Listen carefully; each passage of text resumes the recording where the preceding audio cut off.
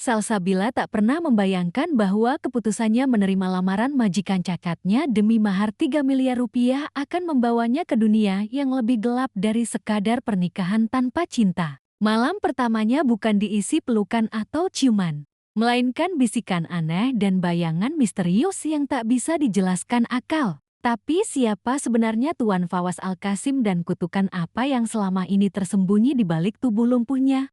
Suara deru angin gurun menyapu jendela asrama pekerja di Riyadh siang itu. Matahari terasa menyengat. Tapi Salsabila tidak peduli. Ia baru saja menyelesaikan tugas membersihkan lantai marmer ruang tamu rumah majikannya ketika notifikasi WhatsApp dari ibunya masuk. "Nah, cepat pulang ke Indonesia. Ibu mau bicara hal penting." Awalnya Salsabila tak menggubris. Sudah biasa ibunya mengeluh, apalagi soal uang. Tapi kali ini, ada nada berbeda. 2 jam kemudian, suara ibunya pecah saat video call. Tangisnya tak bisa disembunyikan. "Nah, kamu harus nikah." Salsabila nyaris menjatuhkan ponsel dari tangannya. "Apa, Bu? Nikah?" Suaranya meninggi. Kenapa tiba-tiba? Ibunya mengusap air mata sambil meratap. "Demi Allah, Ibu nggak tega. Tapi ini satu-satunya jalan." "Majikan kamu, Tuan Fawaz, dia mau nikahin kamu. Dia janji akan kasih kita mahar sebesar 3 miliar rupiah. Nah, 3 miliar. Bayangkan, hidup kita akan berubah. Kita bisa beli rumah, lunasi semua utang, bahkan kirim adikmu ke kuliah." Salsabila mematung. Detik itu juga, otaknya menolak semua kata-kata ibunya. 3 miliar rupiah. Jumlah itu terdengar seperti angin surga, tapi tak masuk akal. Tuan Fawaz, pria Arab itu, dia memang majikannya. Tapi, bukankah dia cacat total? Salsabila pernah melihatnya sekali. Duduk di kursi roda otomatis, tak punya tangan, tak punya kaki. Ia tak pernah berbicara langsung. Semua perintah disampaikan lewat perawat atau asistennya. Tatapannya dingin, penuh misteri, seolah menyimpan luka yang tak bisa dijelaskan dengan kata. "Aku ini pembantu, Bu. Kenapa harus aku?" Salsabila bergetar. Napasnya sesak. Ibunya menangis lebih kencang. "Karena kamu yang bisa menyelamatkan keluarga kita. Dan Tuan Fawaz hanya mau kamu. Katanya kamu perempuan tulus. Dia butuh istri, bukan hanya pelayan. Dia sendirian, Salsabila. Dan dia memilih kamu. Pilihan?" Salsabila menertawakan getirnya nasib. Sejak kapan jadi pembantu berarti harus siap dijual? Malam itu, ia tidak bisa tidur. Di antara bantal lusuh dan derik kipas angin, pikirannya terombang-ambing. Ia melihat wajah ayahnya yang sudah meninggal. Wajah adik laki-lakinya yang baru lulus SMA.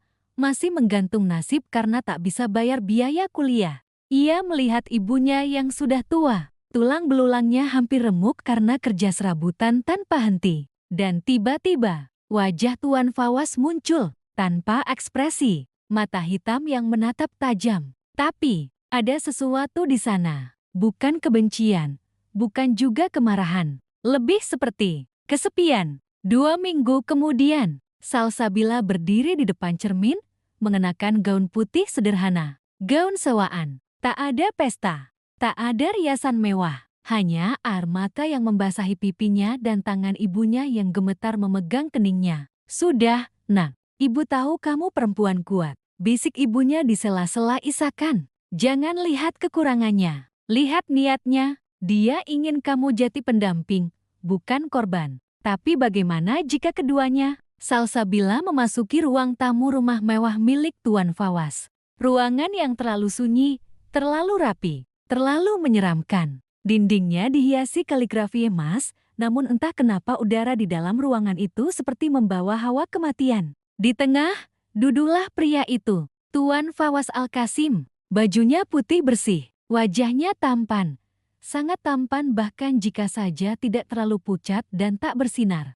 Kursi rodanya tak biasa, hitam mengilap dengan ukiran aneh. Ia menatap Salsabila tajam. Matanya seperti menembus kulit dan daging hingga ke isi hati. Salsabila berusaha menunduk, tapi ada magnet dalam tatapan pria itu. Salsabila binti Ma'ruf, Apakah engkau menerima Fawaz bin Al-Qasim sebagai suamimu dengan mahar 3 miliar rupiah tunai? Detik itu, seluruh tubuh Salsabila seperti kehilangan nyawa. Ia tidak menjawab. Ia hanya melihat ibunya berlutut, menangis, memohon dari balik pintu. Lalu ia mengangguk. Saya terima, Pak Ustaz. Suaranya patah, tapi cukup terdengar. Akad pun sah. Tak ada tepuk tangan, tak ada peluk haru. Hanya kesunyian panjang. Dan detik demi detik yang terasa seperti TikTok jam menuju kematian. Malamnya, Salsabila dipandu masuk ke kamar utama. Kamarnya sendiri kini.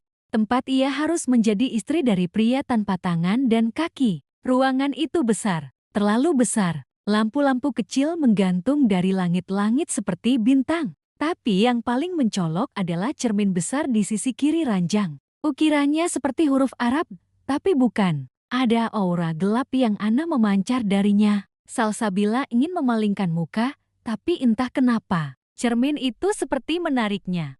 Ia duduk di ranjang, menunggu. Tiba-tiba, suara roda berderit. Tuan Fawaz masuk. Ia tak berkata apa-apa. Tak ada senyum. Hanya diam. Lalu ia menggerakkan kepala sedikit dan berkata dalam bahasa Indonesia yang terbata, namun jelas, mulai malam ini, kutukanku adalah milikmu juga. Salsabila terdiam. Hatinya mencelos. Apa maksudnya? Kak kutukan? Suaranya nyaris tak terdengar.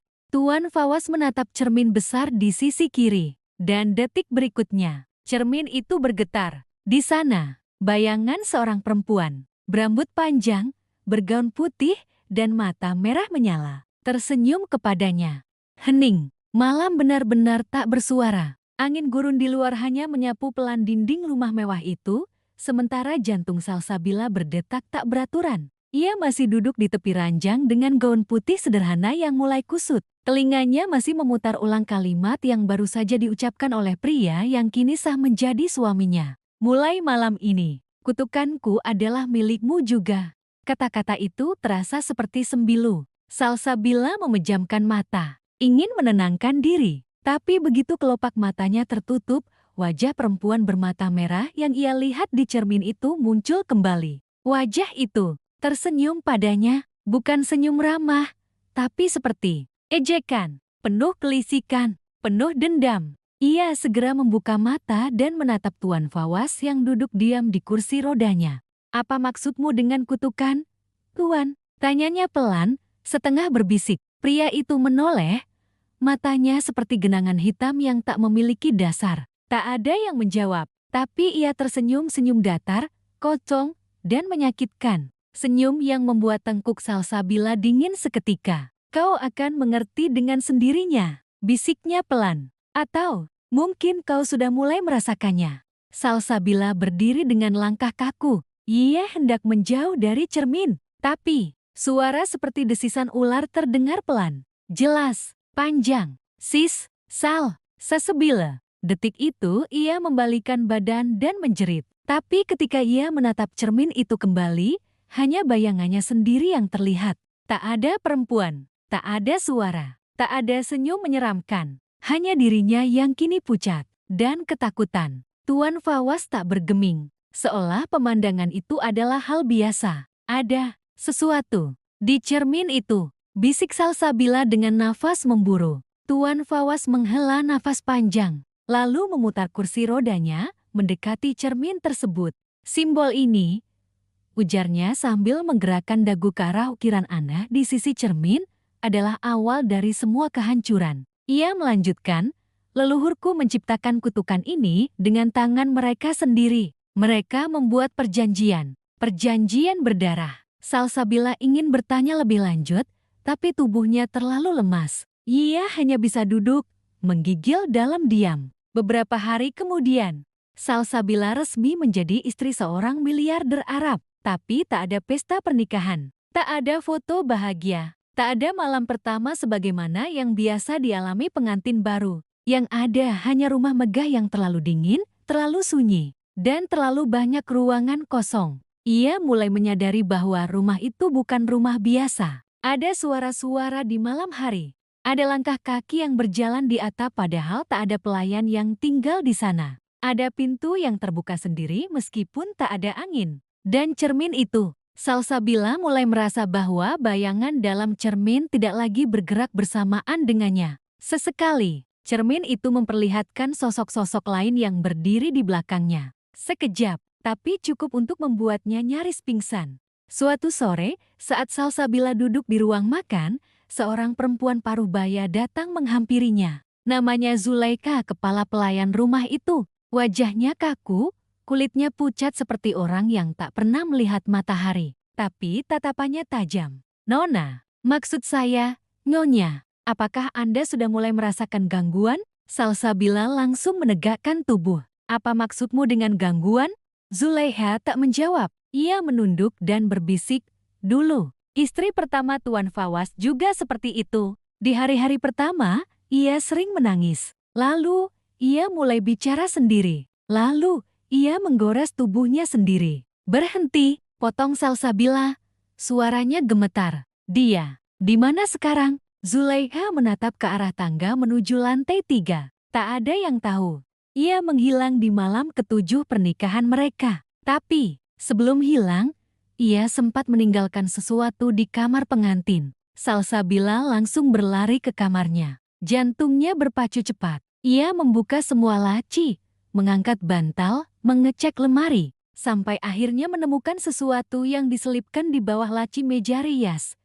Sebuah surat berwarna coklat tua, sudah lusuh, bertuliskan tangan yang gemetar, "Untukmu, perempuan yang menjadi istri selanjutnya. Jika kau menemukan surat ini, maka berhati-hatilah. Kau bukan menikahi seorang pria, tapi menikahi rumah ini, sejarah ini, dan kutukan ini. Jangan percaya pada semua kata-katanya. Jangan tertipu oleh wajahnya. Ia tidak seperti yang kau lihat. Dan aku tidak pernah benar-benar pergi. Aku hanya berpindah tempat. Berdoalah kau tidak akan menggantikan posisiku sepenuhnya." Salsabila menjatuhkan surat itu. Tangannya dingin. Dari kejauhan, dari balik cermin, sosok perempuan yang sama rambut panjang, gaun putih tersenyum kepadanya. Dan berkata, "Selamat datang, istriku yang baru." Salsabila tidak tidur malam itu, bukan karena rasa takut yang menyergap dari pojok kamar, bukan pula karena surat misterius yang ditinggalkan istri pertama Tuan Fawaz, tapi karena cermin besar di kamar itu tak berhenti menatapnya. Ia seakan benda mati itu hidup, dan terus menelanjangi perasaannya hingga ke kedalaman jiwa. Di luar, angin gurun melolong, tapi di dalam kamar, keheningan begitu menyesakkan. Cermin itu kembali memperlihatkan bayangan wanita asing rambut panjang menjuntai, gaun putih berlumur darah di ujungnya. Matanya merah menyala. Dan anehnya, mirip dengan mata Salsabila sendiri. Ia menutup cermin itu dengan kain lebar, lalu menyalakan seluruh lampu di kamar. Tapi tetap saja, udara di ruangan itu seperti menebarkan bisikan. Bisikan lembut namun menyeramkan, berulang-ulang di telinganya. "Salsabila, waktunya telah datang." Suara pintu kamar berderit pelan. Salsabila menoleh. Tuan Fawaz masuk, duduk di kursi rodanya seperti biasa. Kali ini ia tidak mengenakan pakaian putih, melainkan jubah hitam panjang. Wajahnya masih tanpa ekspresi, tapi sorot matanya lebih dalam dari biasanya. "Kau belum tidur?" tanyanya pelan. Salsabila berusaha menguasai diri. Ia bangkit dari tempat tidur, berdiri dengan gemetar. "Aku tidak bisa tidur, Tuan," jawabnya, berusaha tegar. Cermin itu, kamar ini, semuanya aneh. Ada sesuatu yang tak beres. Tuan Fawaz memiringkan kepalanya. Tentu saja tak beres, karena kamar ini bukan tempat istirahat, tapi tempat penyerahan. "Penyerahan?" alis Salsabila terangkat. "Maksudmu apa?" Fawaz mendekat. Roda kursinya mengeluarkan suara halus di lantai marmer. Ia berhenti tepat di hadapan Salsabila, lalu berkata, "Malam ini, kau harus memberikan satu hal yang belum pernah kau berikan kepada siapapun." Salsabila menegang. Ia mundur selangkah. "Kalau kau berpikir aku akan menyerahkan tubuhku malam ini, Tuan, maka kau salah." Namun Fawaz hanya tertawa pelan. Tawa kecil tapi menciptakan bulu kuduk berdiri. "Aku tidak butuh tubuhmu. Aku butuh." Ia berhenti sejenak, lalu menatap cermin. "Setetes darahmu." Salsabila membeku. "Apa?" Suaranya meninggi. Fawaz mengangkat dagunya ke arah meja kecil di sudut kamar. Di atasnya terletak sebuah pisau mungil berlapis emas tampak baru diasah. Di sampingnya, mangkuk perak antik yang permukaannya dipenuhi simbol-simbol aneh menyerupai huruf kuno. Kau hanya perlu menusuk ujung jarimu. Teteskan darahmu ke dalam mangkuk itu. Hanya malam ini saja. Setelah itu, kau babas hidup layaknya istri orang kaya manapun. Salsabila nyaris tak bisa bernapas. Untuk apa darahku? Apa ini semacam ritual sihir? Apa kau penyembah setan? Mata Fawaz menggelap, tapi ia tak marah. Justru, sedih. Aku penyembah ketakutan. Karena hanya itu yang tersisa dari hidupku. Ia lalu berbalik dan menggerakkan kursi rodanya ke arah jendela. Darahmu adalah kunci. Leluhurku dulu membuat perjanjian dengan makhluk penjaga padang pasir. Perjanjian yang membuat keluarga kami tak bisa mati, tapi juga tak bisa hidup utuh. Maksudmu, itu alasan kau kehilangan tangan dan kakimu? Salsabila nyaris tak percaya dengan apa yang ia dengar. Ya, dan ini akan terus menular ke generasi setelahku. Kecuali seseorang yang tidak terikat darah Arab, memberikan cintanya dalam bentuk pengorbanan. Salsabila mundur. Kenapa aku? Kenapa harus aku? Karena hanya kau yang punya ketulusan. Kau yang masih menyisakan empati untuk orang yang sudah dianggap tak utuh. Kau yang masih memeluk ibumu, meski dia menjualmu secara diam-diam. Deg, kata-kata terakhir itu seperti tamparan keras. Salsabila berbalik. Air matanya mengalir tanpa bisa ditahan. Aku bukan kunci. Aku cuma perempuan bodoh yang dibeli 3 miliar. Fawaz menoleh, perlahan. Lalu, tidakkah kau ingin 3 miliar itu benar-benar berarti? Setetes darahmu, Salsabila. Bukan untukku, tapi untuk membebaskan semua ini. Untuk menghapus nama anak-anak nanti dari kutukan yang sama. Salsabila menunduk. Napasnya tercekat. Ia menatap mangkuk perak itu. Pisau emas itu, dan cermin yang kini memantulkan sosok wanita gaib yang lagi-lagi tersenyum penuh teka-teki. Jiwanya berteriak, jangan, tapi hatinya berbisik, mungkin. Ini takdirmu. Ia mengambil pisau itu. Dengan gemetar, ia tusuk ujung jarinya. Darah segar menetes merah pekat, hangat, dan jatuh ke dalam mangkuk. Cermin bergetar. Listrik di kamar redup sesaat. Udara menjadi lebih dingin. Dan suara-suara asing menggema dalam bahasa yang tak ia mengerti. Tuan Fawaz menundukkan kepala. Terima kasih, Salsabila. Mulai sekarang, kau tak bisa kembali ke hidupmu yang lama. Malam itu, bukan malam pertama yang biasa. Itu malam ketika satu pintu telah dibuka. Pintu antara dunia manusia dan sesuatu yang jauh lebih gelap dari neraka. Sudah 2 hari berlalu sejak Salsabila meneteskan darahnya ke dalam mangkuk perak milik Tuan Fawaz. Sejak malam itu, rumah yang tadinya hanya terasa sunyi, kini berubah menjadi tempat yang nyaris tak bisa ia jelaskan dengan logika. Tidak hanya suara-suara aneh yang semakin sering terdengar saat tengah malam ketukan di dinding, derap langkah tak bertuan, bahkan bisikan samar di telinganya saat ia terlelap, tapi juga perasaan aneh yang merayap ke seluruh tubuhnya setiap kali ia memandang cermin itu. Dan yang paling menakutkan, tubuhnya mulai menunjukkan luka. Pertama kali ia menyadari, luka itu muncul di pergelangan tangan kiri, goresan kecil yang seperti hasil cakar. Tapi ia yakin tidak pernah menyentuh benda tajam. Lalu, 2 hari setelahnya, ia terbangun dengan luka bakar sebesar uang koin di pundaknya. Zulaiha, kepala pelayan rumah, hanya menunduk dalam diam setiap kali Salsabila bertanya. Ini tidak normal, Bu Zulaiha. Tubuhku luka sendiri, tanpa sebab. Zulaiha tetap membisu, tapi matanya menunjukkan rasa iba yang mendalam. Kau telah melangkah terlalu jauh, Nona, katanya lirih, nyaris tak terdengar. Dan tak ada jalan mundur. Salsabila berdiri, tubuhnya gemetar. Aku harus tahu semuanya. Kau tahu lebih banyak dari yang kau katakan. Jangan sembunyikan apapun lagi dari aku. Zulaika menatapnya tajam, lama, lalu menghela napas berat. Kalau kau ingin tahu tentang Tuan Fawaz, tentang keluarganya, dan tentang kutukan itu, ikutlah denganku malam ini ke lantai 3. Tapi bersiaplah, karena setelah kau melihat apa yang ada di sana, kau tak akan pernah melihat suamimu dengan cara yang sama. Malam itu, tepat pukul 2 dini hari, Zulaiha memanggil Salsabila dari lorong. Rumah megah itu terasa seperti labirin saat semua lampu dimatikan. Mereka berjalan perlahan, menyusuri tangga spiral menuju lantai 3 yang selama ini selalu terkunci. Zulaiha mengeluarkan kunci tua dari saku bajunya. Suara derit kunci tua membelah kesunyian malam. Pintu besar berukir simbol aneh itu terbuka, dan udara dingin menyergap wajah mereka. Ruangan di lantai 3 adalah ruang lukisan. Puluhan, bahkan mungkin ratusan lukisan tergantung di dinding. Semuanya berbingkai emas atau perak, penuh ukiran. Tapi isinya mengerikan. Satu persatu, lukisan itu memperlihatkan sosok pria-pria Arab berpakaian bangsawan tampan, berwibawa tapi semua memiliki ciri yang sama. Tangan dan kaki yang menghilang perlahan.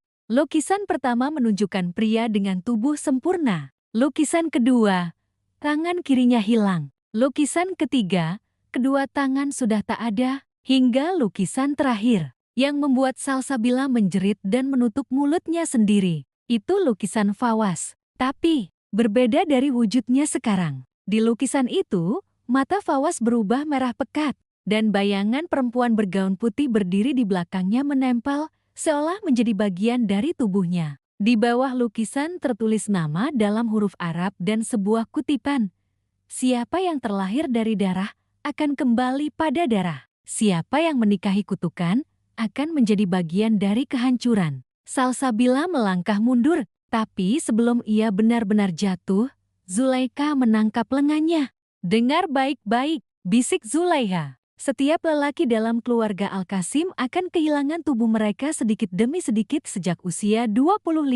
Semua dimulai dari kakek buyut Fawaz yang membuat perjanjian dengan makhluk bernama Jalban penjaga padang pasir. Untuk apa perjanjian itu dibuat? Tanya Salsabila dengan suara bergetar. Untuk kekuasaan dan umur panjang. Tapi sebagai gantinya, keturunan mereka akan kehilangan tubuh. Dan hanya bisa diselamatkan oleh perempuan yang rela menyerahkan darah dengan cinta. Tapi cinta itu tak bisa dibuat-buat. Harus tulus. Harus menyakitkan. Salsabila terduduk. Kepalanya berputar. Jeti, istri pertamanya juga menyerahkan darahnya. Zulaiha mengangguk. Tapi tidak cukup karena ia tak mencintai Fawaz. Ia hanya takut. Maka darah itu menjadi percuma. Dan tubuh Fawaz tetap membusuk perlahan. Salsabila menatap jari tangannya tempat ia menusuk jarinya malam itu. Lalu, bagaimana dengan aku? Zulaikha menatapnya lama, penuh iba. Jika darahmu berasal dari cinta, maka kutukan itu bisa patah. Tapi, jika tidak, maka kau hanya akan mempercepat kehancuran suamimu. Dan jiwamu akan ditarik menggantikannya. Dek, jiwaku. Salsabila panik. Apa maksudmu jiwaku akan menggantikannya? Zulaikha hanya tersenyum tipis. Kau pikir kenapa kau mulai luka-luka? Itulah tanda pertama. Jika cinta tak tumbuh dalam 30 hari, maka tubuhmu akan menjadi penjara roh pengganti. Malam itu, Salsabila tak bisa tidur. Ia kembali ke kamar dengan dada sesak dan pikiran kacau. Ia membuka lemari dan menemukan sesuatu yang mengubah segalanya. Sebuah wasiat, tulisan tangan indah dengan tinta emas. Berbahasa Arab dan sedikit bahasa Inggris. Jika kau membaca ini, berarti kau sudah menjalani ikatan pernikahan denganku. Maafkan aku, Salsabila. Aku bukan suami ideal. Aku hanya seseorang yang mencoba bertahan hidup. Jika kau masih punya waktu, larilah. Jika tidak, maka mohon, jangan benci aku. Aku mencintaimu, tapi aku tak sanggup menyeretmu ke lubang ini. Fawaz Al-Qasim. Salsabila menangis. Ia tak tahu apa yang ia rasakan saat ini, takut, marah, sedih, atau justru iba. Ia teringat tatapan Fawaz yang selalu kosong. Tatapan lelaki yang sudah tak punya harapan. Tapi masih berani menikahinya, mungkin karena satu hal. Ia benar-benar ingin dicintai. Tapi, bagaimana mungkin mencintai seseorang yang telah menyeretnya ke dunia penuh kematian ini? Hari keempat pernikahannya. Salsabila mulai kehilangan pijakan logika. Ia sudah mencoba segala cara untuk menghindari bayangan-bayangan gaib di rumah megah itu, mematikan semua lampu, membakar dupa, membaca surat Yasin sambil menangis di sudut kamar. Tapi tak ada yang benar-benar mengusir ketakutan yang menyusup seperti kabut. Ia mulai merasa rumah itu bukan sekadar tempat tinggal. Rumah itu hidup, bahkan malam pun tak punya rasa kantuk lagi. Setiap malam selalu datang dengan kejutan yang membuat darahnya beku. Pernah, ketika ia memejamkan mata di atas sajadah, sebuah suara berat berbisik di telinganya. Jangan jatuh cinta, nanti kau menggantikannya. Hari itu, Zulaiha memanggil Salsabila lebih pagi dari biasanya. Ada yang ingin kulihatkan padamu, katanya. Tapi kau harus janji tak akan lari. Salsabila hanya mengangguk. Ia sudah tak punya tenaga untuk bertanya terlalu banyak. Setiap langkahnya terasa berat, seolah rumah itu menyerap tenaganya sedikit demi sedikit. Mereka berjalan ke ujung lorong lantai 2. Ada sebuah pintu besar dengan kain tirai tebal yang menutupi bagian dalamnya. Zulaiha membukanya perlahan, dan aroma aneh menyeruak keluar, bukan bau busuk, tapi bau kemenyan dan dupa yang terbakar terlalu lama. Di balik tirai itu, seorang wanita duduk bersila di lantai, rambutnya panjang menjuntai ke lantai, mengenakan gaun putih panjang yang kusut dan tampak usang. Wajahnya tidak terlihat jelas, tersembunyi di balik helaian rambutnya. Ia tak bergerak, tak berkedip, hanya duduk diam, seperti boneka yang ditinggal mati. Siapa dia? Salsabila berbisik, nyaris tak keluar suara. Zulaiha menatap perempuan itu dengan mata sendu. Itu Syarifah, istri pertama Tuan Fawaz. Salsabila membelalak. Apa? Tapi, dia hilang bertahun-tahun lalu. Orang-orang bilang dia mati. Zulaiha menoleh. Jiwanya mungkin mati, tapi tubuhnya masih di sini. Kenapa? Dia masih hidup. Kenapa dia tidak dibawa ke rumah sakit? Karena tak ada rumah sakit yang bisa menyembuhkan luka yang tak tampak. Dia terkena cengkraman kutukan itu. Ia tak mati, tapi tak hidup juga. Setiap malam, arwahnya mengembara. Dan setiap pagi, ia kembali ke tubuhnya. Salsabila tak bisa berkata-kata. Suasana ruangan itu begitu dingin, seolah tidak mengizinkan siapapun berkata sembarangan. Ia melangkah mundur, tapi Syarifah tiba-tiba mengangkat kepalanya. Matanya terbuka lebar, putih, kosong, dan tak berkelopak. Salsabila menjerit, tapi Syarifah tak bergerak, hanya menatap kosong ke langit-langit, lalu kembali diam. Zulaiha menarik Salsabila keluar ruangan. Kau lihat sendiri akibat dari darah yang tidak tulus, katanya tenang. Ia menyerahkan darahnya bukan karena cinta, tapi karena takut. Dan inilah yang terjadi. Ia menjadi penampung jiwa-jiwa yang tak tenang. Sekarang, dia bukan hanya satu, tapi banyak. Apa maksudmu? Banyak. Zulaiha menatap tajam. Ada lebih dari satu roh di dalam dirinya. Itu sebabnya kau melihatnya di cermin, di kamar, bahkan dalam mimpi. Salsabila nyaris limbung. Jeti, wanita di cermin itu adalah Syarifah. Tapi bagaimana mungkin? Bagaimana bisa arwahnya menembus semua ruang dan waktu? Zulaiha melanjutkan, malam ini, Tuan Fawaz akan mengajukan permintaan kedua. Jika kau menolaknya, kutukan akan menguat. Tapi jika kau menerimanya dengan setengah hati, maka kau akan menggantikan Syarifah. Salsabila menangis dalam diam. Tubuhnya lelah, jiwanya koyak. Ia tak tahu harus percaya siapa dan apa. Satu-satunya hal yang masih tersisa hanya suara detak jantungnya sendiri. Malam kelima, Tuan Fawaz menunggu di ruang tengah. Tak seperti biasanya, ia mengenakan pakaian serba hitam. Aroma gaharu menguar dari tubuhnya. Kau tahu, aku tak ingin menjadikanmu seperti dia. Salsabila berdiri di hadapannya. Pandangannya masih berkabut oleh air mata. Lalu kenapa? Kau biarkan aku masuk ke nerakamu? Fawaz menunduk. Karena aku egois. Karena aku takut sendirian. Karena aku ingin hidup. Ia mengulurkan sesuatu. Sebuah kalung perak tua dengan liontin berbentuk mata. Kalung ini milik wanita yang mengutuk keluargaku. Tapi menurut naskah tua yang kutemukan, jika wanita tulus memakainya dan tetap hidup 7 malam, kutukan itu akan berpindah. Salsabila memandang kalung itu dengan jijik dan takut. Dan kutukan itu akan pindah kemana? Ke udara, ke tanah, ke entah apa. Tapi bukan ke manusia lagi. Tidak ke aku. Tidak ke anak-anakku kelak. Dan bagaimana dengan aku? Suaranya bergetar. Fawaz mendekat. Wajahnya tenang, tapi sorot matanya putus asa. Kalau kau benar-benar mencintaiku, maka kau akan baik-baik saja.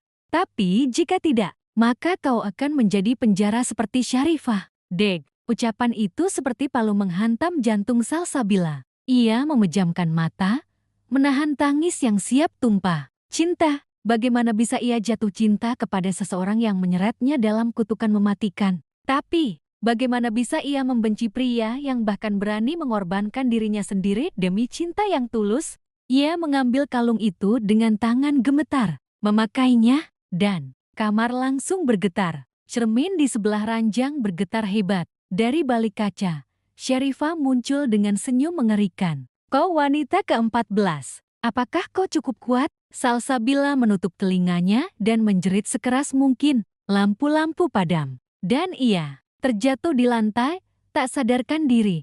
Gelap, tidak hanya ruangan tempat Salsabila terbaring, tapi juga seluruh rumah. Zulaikha berlari dari lantai 2 menuju kamar pengantin, membawa lampu minyak tua karena seluruh aliran listrik tiba-tiba terputus. Tapi saat ia membuka pintu, tubuh Salsabila tak lagi ada di lantai kamar. Tak ada jejak, tak ada suara. Hanya kalung bermata satu itu yang tergeletak di lantai, menyala samar seperti bara. Astagfirullah, kutukannya mulai aktif, jerit Zulaikha. Ia mundur, wajahnya pucat pasi, dan dari arah cermin, terdengar tawa lirih perempuan. Akhirnya, satu lagi terhisap. Di tempat lain, di suatu ruangan yang bahkan tak pernah diketahui oleh siapapun, Salsabila membuka mata. Ia mendapati dirinya dalam ruangan luas dengan dinding batu berlumut, cahaya remang dari obor tua, dan udara dingin seperti kamar bawah tanah. Di depannya, berdiri seorang pria tua berjubah merah, kulitnya keriput seperti kertas terbakar, tapi matanya bersinar merah menyala. Kau, keturunan wanita tanah basah itu. Siapa kau? Salsabila berusaha berdiri, tapi tubuhnya kaku. Pria itu mendekat, suaranya bergema dari segala arah. Namaku Al-Qasim bin Majun. Aku adalah leluhur Tuan Fawaz. Akulah yang membuat perjanjian pertama dengan Jalban. Salsabila menahan napas. Jalban, makhluk itu benar-benar nyata. Al-Qasim tersenyum miring. Jalban bukan hanya nyata, ia ada di dalam darah kami. Ialah yang membuat kami tak bisa mati. Dan kau, perempuan dari negeri hujan, adalah kunci yang kami tunggu. Untuk apa? Salsabila berteriak. Kenapa aku harus jadi korban? Tiba-tiba, ruangan itu berubah. Dinding-dindingnya runtuh. Batu-batu menjadi pasir. Angin gurun berputar kencang di sekeliling mereka. Dan di tengah pusaran pasir, muncullah sebuah sumur kuno. Airnya hitam, kental seperti oli, dan di atasnya melayang simbol yang sama dengan ukiran di cermin kamar. Inilah asal mula kutukan keluarga Al-Qasim, ujar Al-Qasim. Aku menumpahkan darah seorang perempuan suci ke dalam sumur ini, sebagai mahar kepada Jalban untuk kekuasaan dan umur panjang. Perempuan itu, siapa? Suara Salsabila mulai melemah. Dia budakku, seorang gadis Jawa yang kami culik dari pelabuhan timur. Ia masih muda, polos, dan sangat mencintaiku. Tapi aku hianati dia. Dan dari pengkhianatan itu, lahirlah kutukan yang mengikat seluruh darah keturunanku. Deg, jantung Salsabila nyaris berhenti berdetak. Dia, orang Indonesia. Al-Qasim mengangguk. Sejak saat itu, hanya perempuan dari tanahmu yang bisa membebaskan kutukan ini. Tapi harus ada cinta sejati. Cinta yang ikhlas. Cinta yang berdarah. Salsabila menjerit. Kau pikir aku bisa mencintai Tuan Fawaz setelah semua ini? Setelah aku tahu leluhurnya mengorbankan darah bangsaku sendiri. Al-Qasim tersenyum pahit. Kalau begitu, bersiaplah. Kau akan menggantikan wanita itu. Kau akan menjadi penjaga sumur. Jiwamu akan terikat selama 1000 tahun. Pasir di sekelilingnya mulai naik, menyelimuti kaki, lalu pinggangnya. Tidakah? Jerit Salsabila, berusaha melepaskan diri. Tapi semakin ia melawan, pasir itu semakin kuat mencengkeram. Hingga tiba-tiba, suara doa terdengar menggema di kejauhan. Lembut, tenang. Suara ayat Al-Quran. Salsabila menoleh, dan cahaya terang muncul dari balik lorong. Tuan Fawaz datang sendirian, duduk di kursi rodanya, memegang musyaf kecil di pangkuannya. Salsabila, ikuti suara ini, serunya. Salsabila berlari ke arah suara. Pasir mengejarnya. Sosok Al-Qasim memekik, dan sumur hitam di belakangnya mulai mendidih.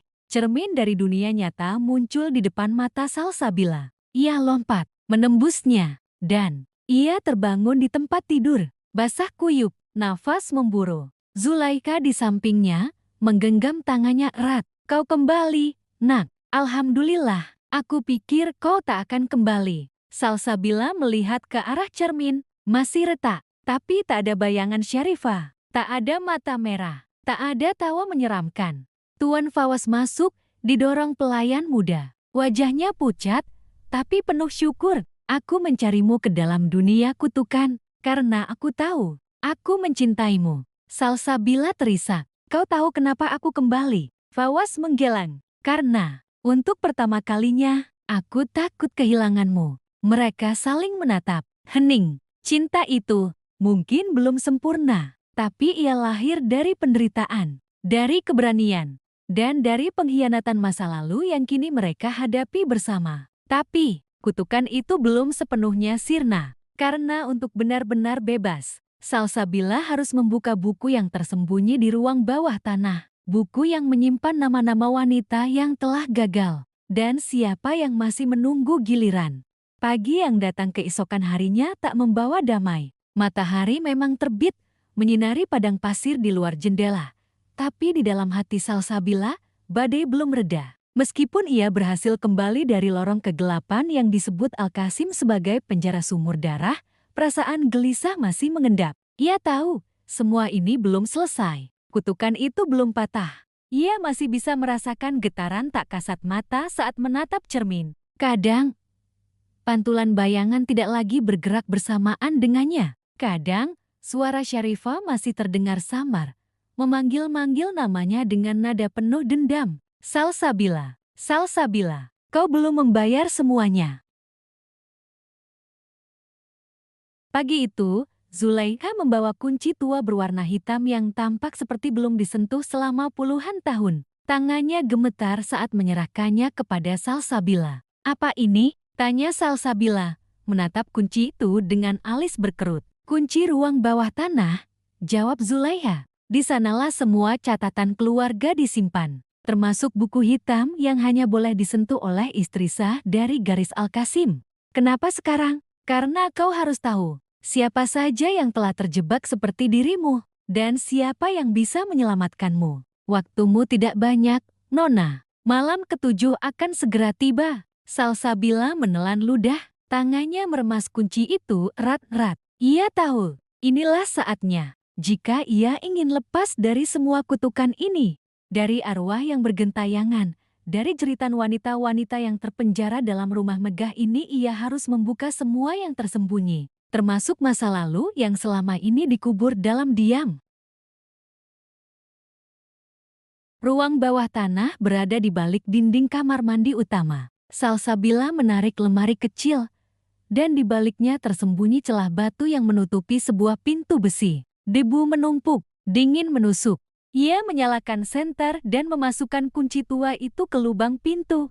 Klik, pintu itu terbuka. Tangga batu menurun tajam seperti melintasi perut bumi. Langkah demi langkah terasa berat, udara semakin sesak, dan cahaya lampu semakin tak cukup menjangkau. Di ujung lorong itu, sebuah ruangan besar terbentang, penuh rak tua berisi gulungan naskah, lukisan berdebu, dan satu meja batu dengan sebuah buku besar di atasnya. Buku itu hitam, sangat tua. Kulitnya seperti kulit manusia, ada bekas darah kering di sampulnya. Di bagian tengahnya, terukir simbol mata yang sama seperti liontin yang pernah ia kenakan. Dengan gemetar, Salsabila membuka buku itu. Lembar pertama, Qobla Nur, ditulis dalam bahasa Arab, tapi di bawahnya terjemahan bahasa Inggris, sebelum cahaya datang. Dan kemudian halaman berikutnya daftar nama-nama perempuan. Semua berasal dari Asia Tenggara. Sri Handayani Melati Yunita Dewi Rahayu Indah Syamsiah Tiara Murni Putri Sukma Fitri Wahidah Marini Akbar.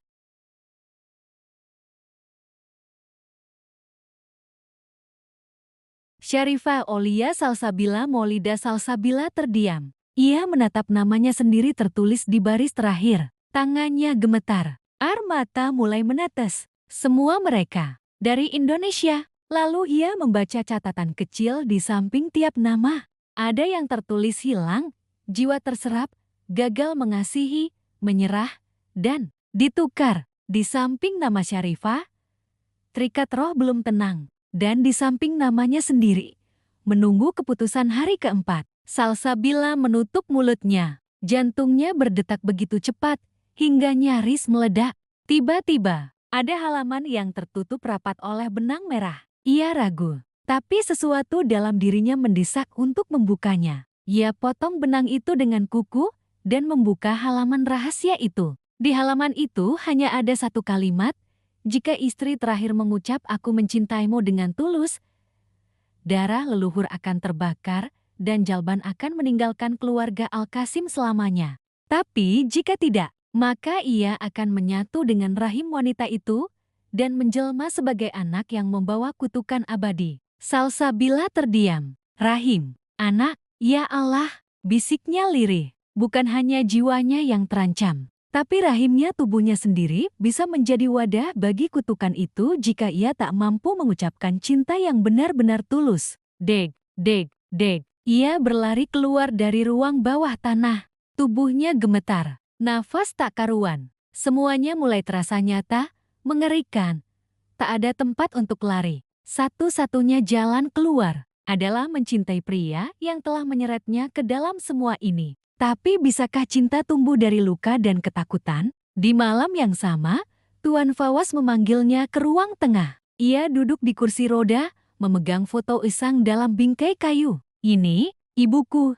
Ia dibunuh oleh arwah salah satu istri yang tak rela. Semenjak itu, aku tak pernah ingin menikah. Salsabila duduk di depannya. Mata masih sembab. Kenapa kau tetap melakukannya, Fawaz? Karena aku ingin keluar. Aku ingin keturunanku kelak tidak hidup dalam siklus neraka yang sama. Dan karena aku percaya, Tuhan mungkin masih menyisakan satu perempuan yang bisa benar-benar mencintaiku. Meskipun aku seperti ini. Mata Fawaz berkaca-kaca. Wajahnya tak lagi menyeramkan. Ia hanya tampak seperti lelaki biasa. Terluka. Sendiri, Salsabila menatapnya dalam. Ia merasakan sesuatu di dadanya. Bukan sekadar rasa kasihan, tapi sesak, lembut, dan hangat. Ia mendekat, menggenggam tangan dingin Fawaz. Lalu ia menunduk dan berkata dengan suara pelan, aku ingin percaya bahwa aku bisa mencintaimu, Fawaz. Mata Fawaz membelalak, dan pada detik itu juga, seluruh rumah bergetar. Simbol-simbol di cermin mulai bersinar. Lukisan di lantai 3 terbakar satu persatu. Angin gurun menerobos masuk lewat jendela, meneriakkan jeritan-jeritan wanita dari masa lalu. Zulaikha menjerit dari lantai bawah, kalian sudah memulainya? Apakah cintanya tulus? Jika tidak, maka rumah ini akan menjadi MAKIAMJALBAN selamanya. Salsabila menggenggam tangan Fawaz lebih erat. Aku tidak tahu apakah aku mencintaimu karena cinta itu sendiri, atau karena aku ingin menyelamatkan diriku. Tapi aku tahu, aku memilih untuk bertahan di sini, bersamamu. Tiba-tiba, tubuh Fawaz mengejang. Dari punggungnya, keluar asap hitam yang memekik berwujud bayangan besar dengan mata merah menyala. JALBAN. Asap hitam yang keluar dari tubuh Tuan Fawaz membentuk sosok tinggi besar yang seakan tidak memiliki bentuk pasti. Wajahnya kabur, berlapis-lapis bayangan, namun dua mata merah menyala tampak jelas menatap tajam ke arah Salsabila. Kau bukan wanita yang dipilih. Suara Jalban bergemuruh, mengguncang seluruh rumah seperti guntur yang tak berujung. Dan cintamu tidak tulus. Salsabila terdorong ke belakang. Tubuhnya menghantam meja kayu dan nyaris terjatuh. Namun ia tetap bangkit. Ia menatap Jalban yang kini membungkus tubuh Fawaz sepenuhnya, seolah ingin meresap masuk kembali. Aku memang tidak sempurna, teriak Salsabila. Tapi jangan samakan aku dengan perempuan lain yang datang hanya karena uang atau karena terpaksa. Tangannya gemetar, tapi suaranya mantap. Aku mencintai Fawaz bukan karena sempurna, tapi karena aku melihat luka yang sama di matanya seperti yang aku punya. Luka karena ditinggalkan, luka karena dilupakan. Jalban meraung. Dinding-dinding rumah retak. Angin kencang menerobos masuk dari celah-celah kaca. Lukisan-lukisan terbakar tanpa api. Cermin pecah satu persatu, dan dari tiap retakannya muncul wajah-wajah perempuan. Syarifah, Tiara, Fitri, Merini, semua istri yang pernah gagal. Mereka berteriak, menangis, meratap, meminta dibebaskan. Zulaikha muncul dari tangga bawah, membawa Al-Quran kecil di tangannya. Bacakan ayat ini, Salsabila. Buka hatimu. Jika cinta itu tulus, Jalban akan terbakar. Salsabila menggenggam Al-Quran itu. Matanya sudah sembab, rambutnya berantakan, tubuhnya penuh luka dan debu. Tapi ia berdiri. Berdiri di tengah amukan makhluk gaib, dengan tekad yang tak bisa dihancurkan. Ia mulai membaca Surat Al-Baqarah. Suara tangis wanita dari dalam cermin berubah menjadi jeritan lega.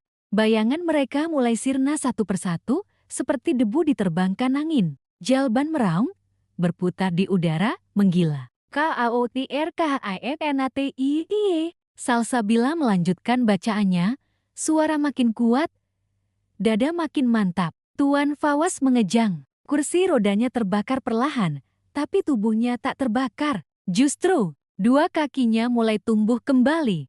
Tangan yang sebelumnya hanya lengan menggantung, kini mulai memanjang perlahan. Zulaikha menangis sambil bersujud. Subhanallah, ini keajaiban yang tak pernah kulihat. Jalban kembali menyusut, berubah menjadi asap hitam pekat yang mengepul menuju langit-langit rumah. Tapi sebelum benar-benar menghilang, ia melontarkan satu kalimat.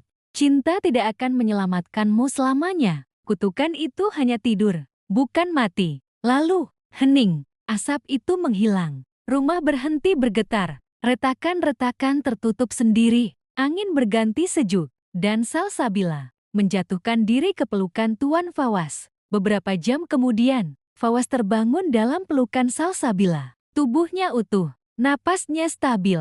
Untuk pertama kalinya, ia bisa merasakan detak jantung tanpa rasa sakit. Ia menggenggam tangan Salsabila erat. Apa? Semuanya benar-benar berakhir? Salsabila hanya tersenyum. Belum. Tapi kita menang untuk hari ini. Dan itu cukup. Ia lalu mencium kening Fawaz. Lembut, penuh makna. 1 minggu kemudian, Zulaikha membersihkan lantai 3. Seluruh lukisan di dinding telah lenyap.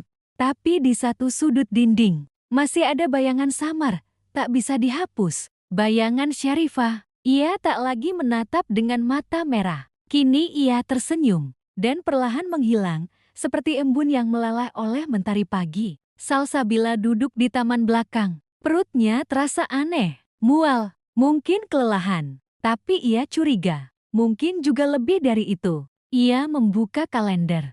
Malam ke-7 sudah lewat, tapi satu pertanyaan muncul di pikirannya. Jika aku benar-benar hamil, apakah kutukan itu akan diwariskan pada anakku nanti? Tapi sebelum pikirannya melayang terlalu jauh, Fawaz datang dan duduk di sampingnya. Apa yang sedang kau pikirkan? Salsabila menoleh, lalu tersenyum tipis tentang cinta dan warisan. Lalu apa kesimpulanmu?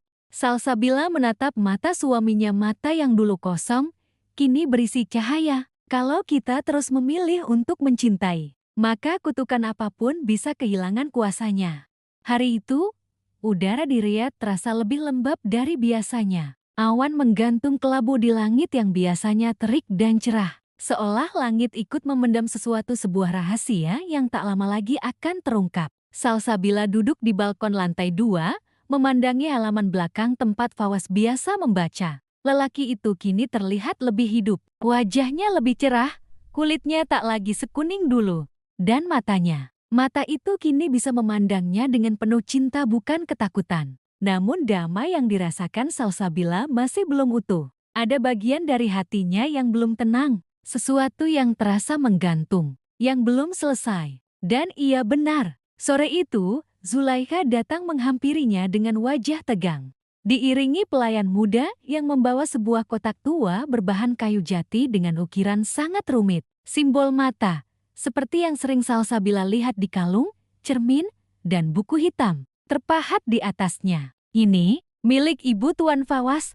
ujar Zulaiha pelan. Ditemukan pelayan saat membersihkan loteng rumah tua Al-Qasim di Qasim. Dan sesuai wasiat, hanya istri sah Tuan Fawaz yang boleh membukanya.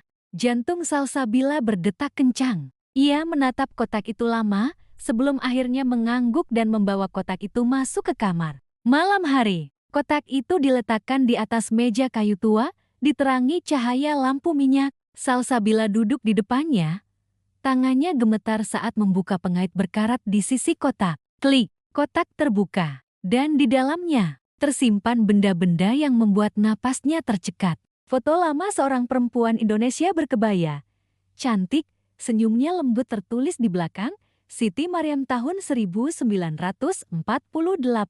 Lalu, selembar surat bertinta merah, berbahasa Arab klasik. Salsabila membacanya perlahan. Jika surat ini sampai padamu, berarti kau adalah pengantin terakhir. Bukan karena kutukan harus selesai, tapi karena waktunya sudah habis.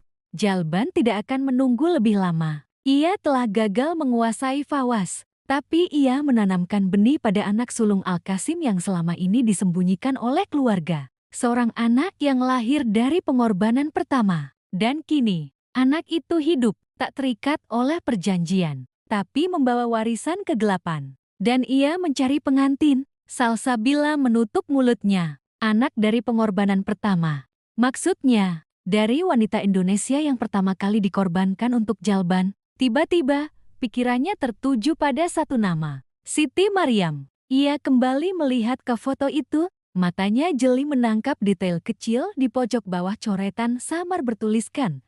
Anakku, lahir tanpa nama, ditinggalkan di padang Qasim. Aku tidak bisa menyelamatkannya. Maafkan aku. Salsabila memejamkan mata. Ada anak pertama Jalban. Dan ia masih hidup. Beberapa hari kemudian, Fawaz dan Salsabila memutuskan pergi ke Qasim, daerah tempat Al-Qasim lahir dan tinggal sebelum membangun kerajaan bisnisnya di Riyadh. Di sana, rumah tua keluarga Al-Qasim masih berdiri, meski sebagian bangunannya mulai lapuk dan ditelan waktu.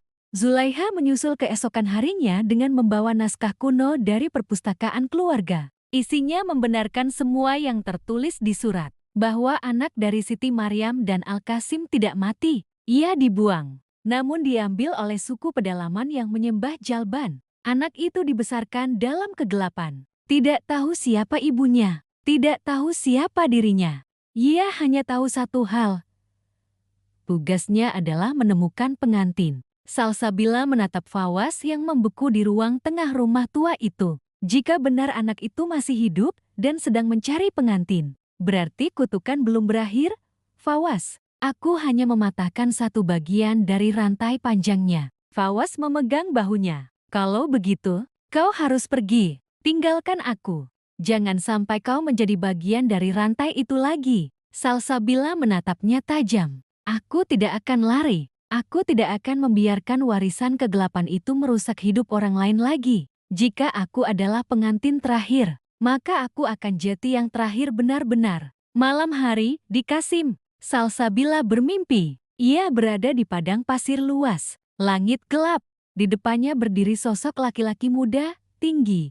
Wajahnya tak jelas, tapi ia mengenakan sorban hitam. Sosok itu berkata, aku lahir dari darah ibumu, tapi aku tak punya nama, tak punya cinta. Aku hanya tahu malam, dan malam telah memilihmu. Siapa kau? Aku, pengantin lelaki terakhir. Dan kau, pengantin wanita terakhir. Salsabila tersentak bangun, napasnya memburu. Tubuhnya basah keringat. Di luar jendela, langit Qasim tak lagi berbintang. Di halaman rumah, ada jejak kaki tak dikenal menuju sumur tua yang telah tertutup batu besar. Dan di dinding rumah, seseorang menuliskan dengan darah, Salsabila, malam ke-8 akan menjadi malam perjodohan kita. Langit Qasim tak seperti biasanya malam itu hening, tapi berdesir aneh, seolah menahan sesuatu yang ingin meledak. Angin bertiup pelan, tapi membawa aroma anyir yang membuat bulu kuduk Salsabila berdiri. Suara jangkrik berhenti. Burung hantu tak terdengar. Sisi padang pasir seperti menahan napas. Salsabila berdiri di halaman belakang rumah tua Al-Qasim. Di hadapannya sumur batu tua yang telah ditutup sejak puluhan tahun lalu. Kini terbuka kembali. Batu penutupnya remuk, dan jejak kaki menuju sumur itu terukir jelas di atas pasir, basah oleh darah. Di tangannya, Salsabila menggenggam kalung mata satu yang dulu sempat menyelamatkannya dari jalban. Di dadanya, berdegup dua jantung miliknya sendiri, dan satu lagi, janin kecil dalam rahimnya. Ya, Salsabila hamil, dan ia tahu jika ia kalah malam ini, anaknya akan menjadi wadah kutukan jalban berikutnya. Fawaz muncul dari balik pintu, tubuhnya masih lemah meski sudah jauh membaik. Ia memeluk Salsabila dari belakang, suaranya gemetar. Kau tak harus melakukan ini sendiri, sayang. Salsabila menoleh dan tersenyum tipis, meski matanya penuh kecemasan. Aku istrimu, Fawaz, bukan hanya karena mahar 3 miliar itu, tapi karena aku sudah memilih untuk tetap bertahan, mencintaimu, dan menyelamatkan keturunanmu. Kalau ini harus berakhir malam ini, maka biarlah aku yang mengakhirinya. Fawaz mengangguk dengan air mata. Ia tahu, malam ini bukan hanya tentang cinta, tapi tentang pertarungan antara terang dan gel. Tepat tengah malam, langit berubah gelap pekat, bulan lenyap, awan hitam menutupi bintang, petir berkelebat tanpa suara. Lalu, ia datang. Sosok pria tinggi berjubah hitam, dengan wajah yang tampak seperti Fawaz, namun lebih muda, lebih dingin, dan lebih asing. Matanya merah, menyala dari dalam bayang. Akhirnya kita bertemu, pengantin terakhir. Salsabila menatap tajam. Siapa namamu?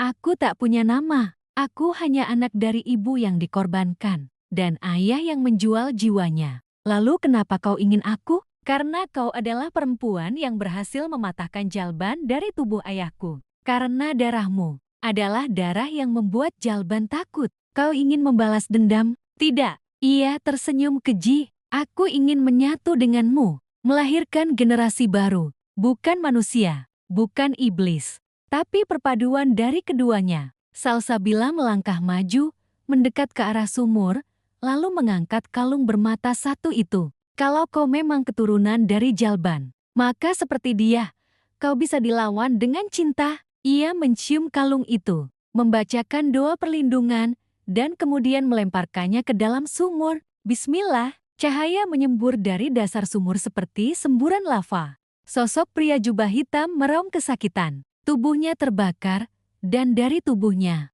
muncullah bayangan hitam lain, bayangan jalban. Kau gadis terkutuk, aku akan kembali. Tapi Salsabila berteriak sekuat tenaga.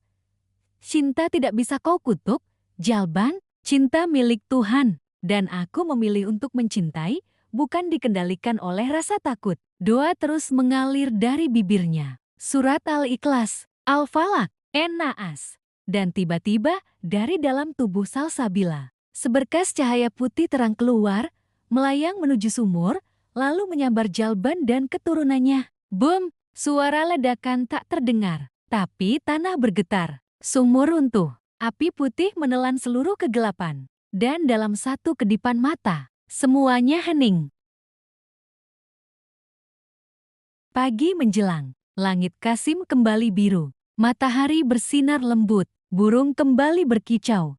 Rumah tua Al-Qasim tak lagi terasa menyeramkan. Salsabila terbaring lemah di kamar, tapi senyumnya damai. Fawaz duduk di sampingnya, menggenggam tangannya. Sudah selesai, sayang, bisiknya. Kau berhasil. Salsabila mengangguk pelan. Air matanya jatuh, tapi bukan karena takut, karena bahagia.